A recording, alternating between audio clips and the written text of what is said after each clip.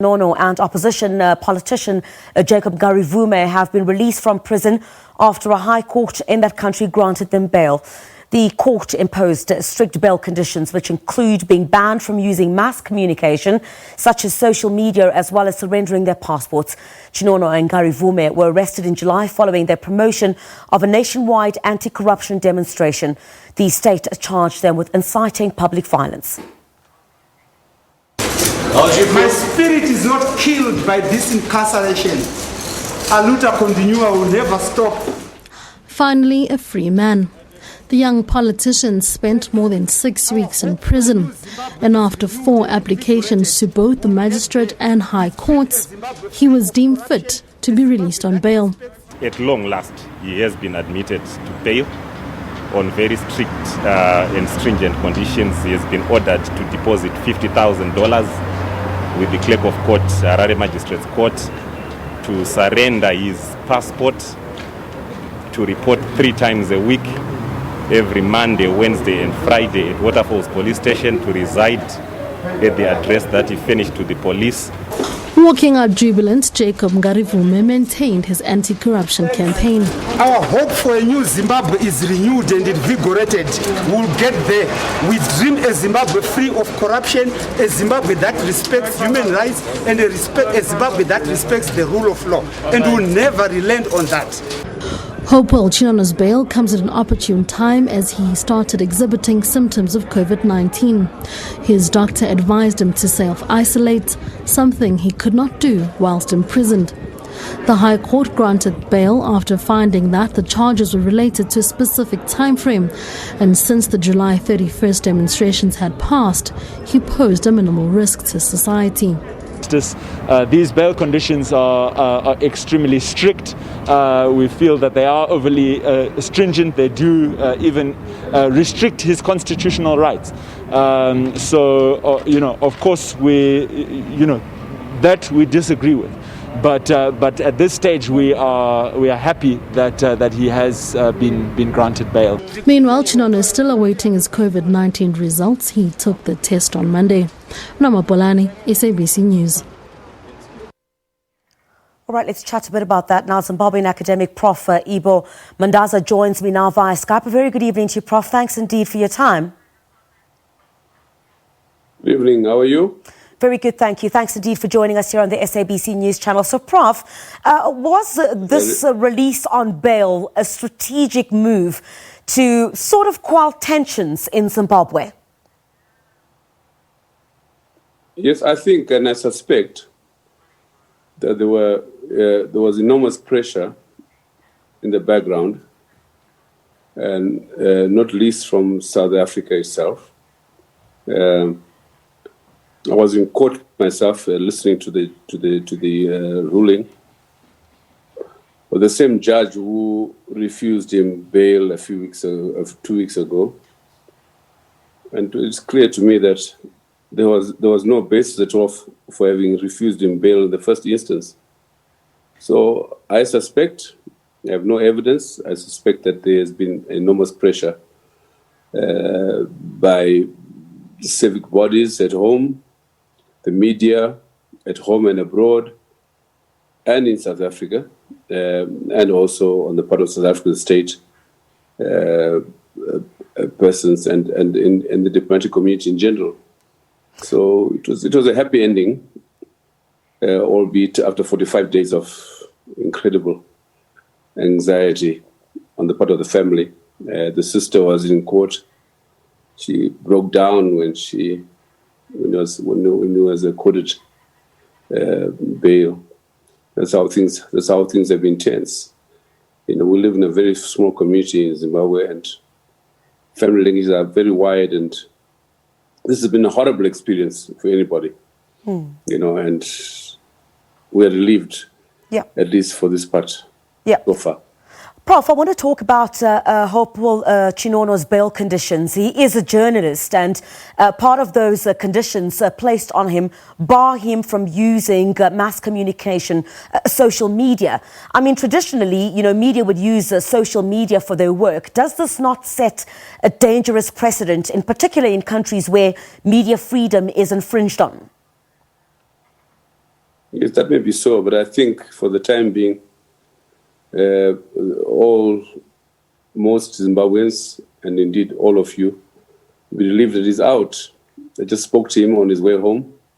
He's in good spirits with his family, his sisters, brothers, and I think for the time being, those issues are secondary. Liberty, however limited, is important at this stage. But I think it's an important question that we can ask at this particular point, Professor, because the bail conditions, we also saw one of the lawyers expressing concern about the bail conditions in our earlier package, in which, of course, this could set a precedent going forward in terms of the bail conditions that have been placed against Mr. Chinono, could set a precedent at a later stage on the use of social media in countries, other countries where media freedom is not something that is as celebrated. Well, you are very correct. You are very correct, no doubt. And I think it's a very important point to emphasize on your part. But at the same time, I think that there is no way any state in the world can control social media.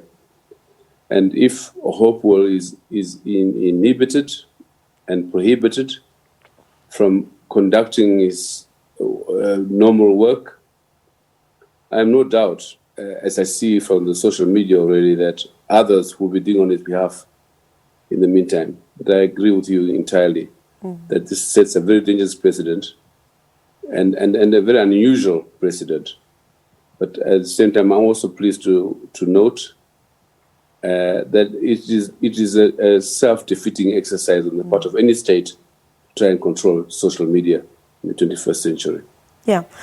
You spoke to Mr. Hopewell Chinono, you've indicated, Professor, and we know that he's gone for a COVID-19 test. Did he tell you how he was feeling, about being free, albeit with certain conditions, and, how he feels about, I guess, the way that he was treated? Well, I didn't speak for him too long. He was in the vehicle. The bail was granted around just after 4 this afternoon.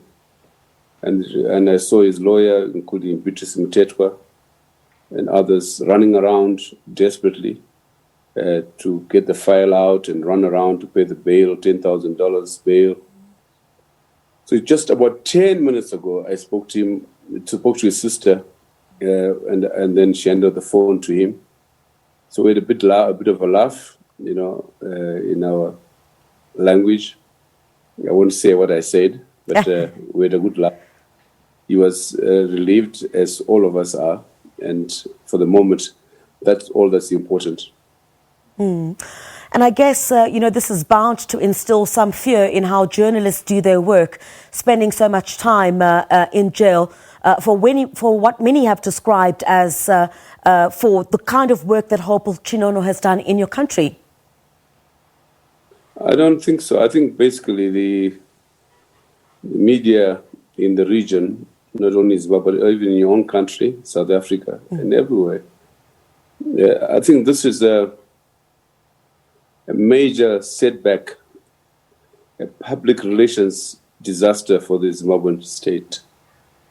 I saw the comments, the editorials in South African newspapers in particular, but also in the British media, the Times, entitled "The Rogue Regime," and on the part of media, South African, the British media in particular, and its government, who were very supportive of Emmerson Mnangagwa after the coup, and in their own words in that editorial, that they were prepared to forget his culpability in the atrocities in the 80s, in the hope that he would redeem the Mugabe regime, and they say they are absolutely disappointed. And the site in particular, they clamped down on the media. Yeah. They clamped down on Hopewell Chinono, journalists who came to court, and Jacob Ngarivhume came to court in leg irons, put up in maximum. It was really most punitive, most cynical, and I think the Zimbabwe state has a lot to answer for, and a lot to answer they have lost in this whole game so far. Yeah, they've come out second best. All right. Yes. Prof, was fast running out of time, but, the later former President Robert Mugabe embarked on the land process. I want to address that particular issue with you now, which white farmers will now be compensated for. Is this a reversal of that, and what would be the implications of that? It's much more complex than that. Suffice to say the following. One is that it's a reflection on the process, the bad process which was embarked upon in 2000, for which all of us will take responsibility. I think serious mistakes were made in the manner in which the land reform exercise was implemented.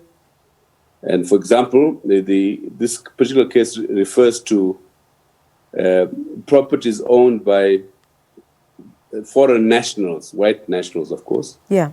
The British and so on and so forth. And these farms under the agreement, the BIPA, should not have been touched, but they were. And they were given out as were other farms owned by whites to our people, who justifiably received those properties. Yeah. And now, in Zimbabwe, government honoring its responsibility under those BIPA agreements means that the Zimbabweans who have, over the last 20 years, been enjoying the benefits of the allocation of that land to them, and now have to suffer. So you have a grand problem. I just spoke to 2 or 3 war veterans, comrades of mine, this afternoon.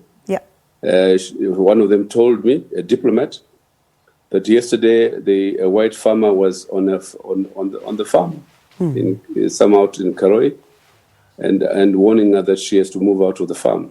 And can you imagine some 4,000 of Zimbabwean, 4,000 or more, many of them war veterans, being told to leave the land on which they were allocated 20 years ago?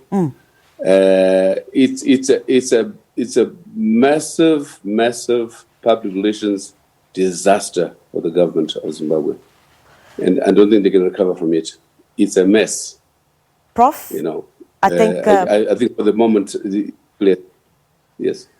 Prof, I'm afraid that's where we're going to have to leave it. Thank you very much indeed for your time. Zimbabwean academic Prof. Ibo Mandaza joining us from Zimbabwe. Thanks indeed, sir, for your time. Let's move on to other stories now.